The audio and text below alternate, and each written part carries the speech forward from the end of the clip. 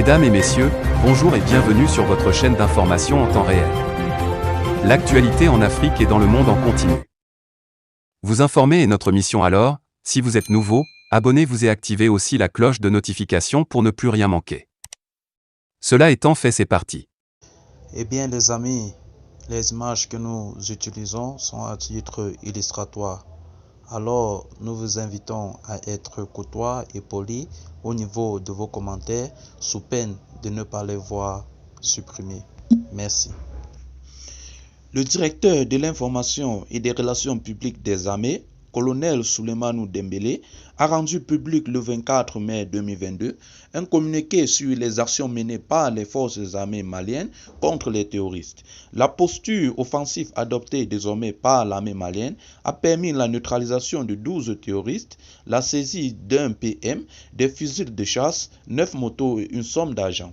L'état-major général des armées porte à la connaissance de l'opinion que les forces armées maliennes maintiennent leur dynamique offensive de recherche et de destruction des terroristes et leurs sanctuaires dans le cadre du plan Maliko et de l'opération Koletigui.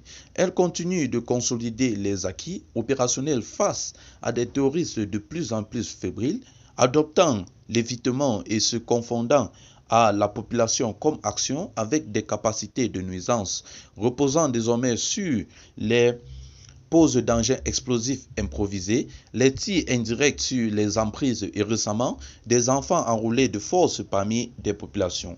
Depuis le dernier communiqué hebdomadaire en date du 18 mai 2022, les femmes renforcent les acquis tactiques sur le terrain afin des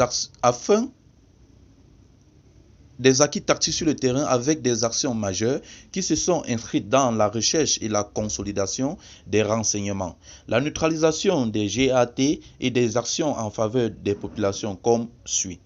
Le commandant du théâtre a effectué le 23 mai 2022 une visite d'autorité au niveau de l'emprise de Tessit au cours de laquelle des actions médicales ont été conduites en faveur des populations civiles. Le document signale que l'équipe de santé FAMA a réalisé des consultations gratuites sur 532 personnes dont 401 enfants et 131 adultes.